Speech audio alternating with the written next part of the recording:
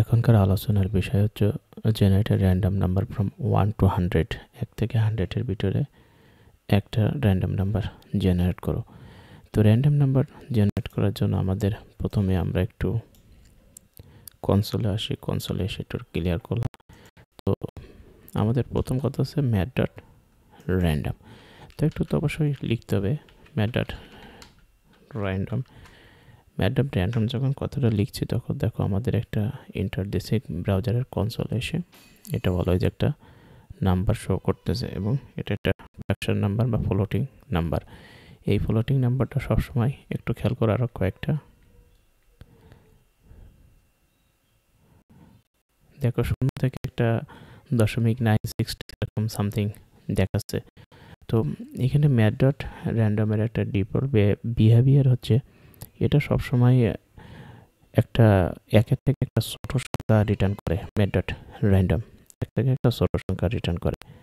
Math dot random আসলে use করা হয় ম্যাথ ডট ফ্লোরের সহায়তা নিয়ে, কারণ math dot floor math dot র্যান্ডমকে একটা র্যান্ডম পূর্ণ সংখ্যায় ট্রান্সফার করে বা রিটার্ন করে। এই জন্য আমরা ম্যাথ ডট ফ্লোর ইউজ করতে পারে। তো ম্যাথ ডট ফ্লোর যখন ইউজ করব তখন আমাদের সে সবসময় একটা শূন্য সংখ্যা রিটার্ন করবে। ধরো আমি লিখছি, দেখো ম্যাথ ডট ফ্লোর যখন আমরা ম্যাথ ডট র্যান্ডম দেবো তখন অলওয়েজ একটা 0 রিটার্ন করতেছে। দেখো তাহলে কি ম্যাথ ডট র্যান্ডম অলওয়েজ আমাদের একের থেকে একটা ছোট সংখ্যা রিটার্ন করে, আর যখন ফ্লোর দিব তখন একের সর্বনিম্ন ছোট সংখ্যা যেটা সেটা পূর্ণ সংখ্যায় রূপান্তর করে। এই জন্য সবসময় আমাদেরকে একটা রেঞ্জ নিয়ে কাজ করা লাগে। তো এখন যদি আমাদের কোশ্চেন থাকে যে আমাদের 0 থেকে 9 ভিতরে কয়েকটা র্যান্ডম সংখ্যা জেনারেট করো, তো 0 থেকে 9 ভিতর যদি আমাদের র্যান্ডম সংখ্যা জেনারেট করতে বলে তাহলে আমাদেরকে যেহেতু একের থেকে ছোট সংখ্যা রিটার্ন করে, তাহলে 0 থেকে 9 বললে তাহলে 9 উপরের বড় সংখ্যা কত? 10। তাহলে এটা আমাদের 0 থেকে 9 ভিতরে একটা সংখ্যা র্যান্ডম সংখ্যা রিটার্ন করবে। যেহেতু একটু ভালো করে খেয়াল করি, দেখো 9 9 5 0 0 থেকে 5-এর ভিতরে এক্স্যাক্টলি 9 পর্যন্ত দেখাচ্ছে। একইভাবে যদি বলে তোমার আমার 0 থেকে 10-এর ভিতরে একটা সংখ্যা জেনারেট করো র্যান্ডম, তাহলে অবশ্যই এখানে আমাদেরকে 11 দিতে হবে। এবার দেখো শুরুতেই 10 প্রিন্ট করছে, তাহলে বাকিগুলো আর কি প্রিন্ট করতে পারে তোমাদের তো অজানা নয়। এখন 0 থেকে যে কোনো সংখ্যা একটা নির্দিষ্ট রেঞ্জ পর্যন্ত জেনারেট করার আমরা সংখ্যাটা পেলাম। এখন আমাদের যদি কোশ্চেন থাকে 0 না, আমাদের 1 থেকে 99 পর্যন্ত সংখ্যার একটা র্যান্ডম সংখ্যা বের করে দাও, তখন আমাদের কি হবে? যখন আমাদের এরকম বলবে 1 থেকে 100 পর্যন্ত একটা র্যান্ডম সংখ্যা বের করে দাও, তখন আমাদের কাজ হবে এটার সাথে, ধরো 1 থেকে 100 পর্যন্ত, তাহলে আমরা তখন কিন্তু এটা 1 থেকে 100 দেবো এবং এর সাথে বাইরে যোগ করে দেবো আমরা কিন্তু 1। তাহলে এটা আমাদের ম্যাথ ডট র্যান্ডম 1 থেকে 100 পর্যন্ত বলবো। 100 পর্যন্ত তার মানে সে 99 পর্যন্ত সংখ্যা জেনারেট করবে পূর্ণ সংখ্যা এবং তার সাথে যোগ করলে 1 এটা হবে। তাহলে আমরা 1 থেকে যদি 100 পর্যন্ত একটা র্যান্ডম সংখ্যা পেতে চাই, তাহলে 1 থেকে 100 পর্যন্ত আমাকে 99 আউটপুট দেবে এবং তার সাথে যদি আমি 1 যোগ করি তাহলে 100 আউটপুট দেব। তাহলে এইটা সবসময় আমরা 1 থেকে 100 পর্যন্ত সংখ্যার আউটপুট পাবো।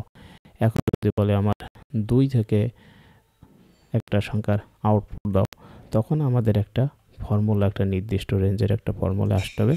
সেই ফর্মুলাটা যখন একটা নির্দিষ্ট রেঞ্জ দেওয়া থাকবে, যখন মিনিমাম যদি বলে আমার 10 থেকে 80 পর্যন্ত সংখ্যার একটা র্যান্ডম নাম্বার দাও, তখন এইটা আমরা এই ফাংশনটার সহায়তা নিতে পারি। এই ফাংশনটার সহায়তা নিয়ে আমরা যদি এটাও ক্লিয়ার করে দিলাম, দিয়ে এখানে পেস্ট করলাম ওই ফাংশনটা। এবার কাজ আছে আমাদের ফাংশনটা কল করার পালা, গেট র্যান্ডম ইন্টিজার। এখন আমরা বলছি এটা তুমি আমাদেরকে 30 থেকে তুমি আমাদের 90-এর ভিতরে একটা র্যান্ডম সংখ্যা জেনারেট করো।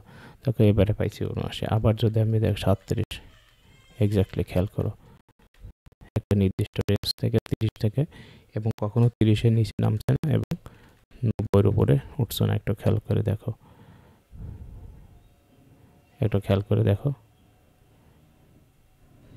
ও আমরা আরেকটা জিনিস এখানে খেয়াল করতে পারি, আমাদের আরেকটা জিনিস একটা, তাহলে এই ফাংশনটা আমাদেরকে জেনারেট করতেছে একটা জাভাস্ক্রিপ্ট ফাংশন, অলওয়েজ একটা নির্দিষ্ট রেঞ্জের ভিতরে জেনারেট করতেছে একটা নাম্বার, এবং আমরা গেট ইন্টিজার মিনিমাম ম্যাক্সিমাম আমরা এইভাবেও করতে পারি। চলো এটাও আমরা একটু কপি করে কাজটা চালিয়ে আসি। তো এটার পরিবর্তে আমরা পেস্ট করলাম। অবশ্যই আমাদের এই ফাংশনটা কল করতে হবে, গেট র্যান্ড ইন্টিজার, এবং এটা আমরা মিনিমাম ভ্যালু, ধরো আমাদের 4 সংখ্যার আমরা এটা ডিজিট তৈরি করতে যাচ্ছি, সেই 4 সংখ্যার 2 4 5 6 4 সংখ্যা যেরকম আমার ওটিপি আসে, এর ভিতর থেকে আমাদের সর্বোচ্চ দিবা 9999, এর ভিতরে একটা র্যান্ডম সংখ্যা জেনারেট করো। তাহলে দেখো আমাদের গেট, আমাদের এক্স্যাক্টলি এটা বানানটা ভুল গেছে, আর এন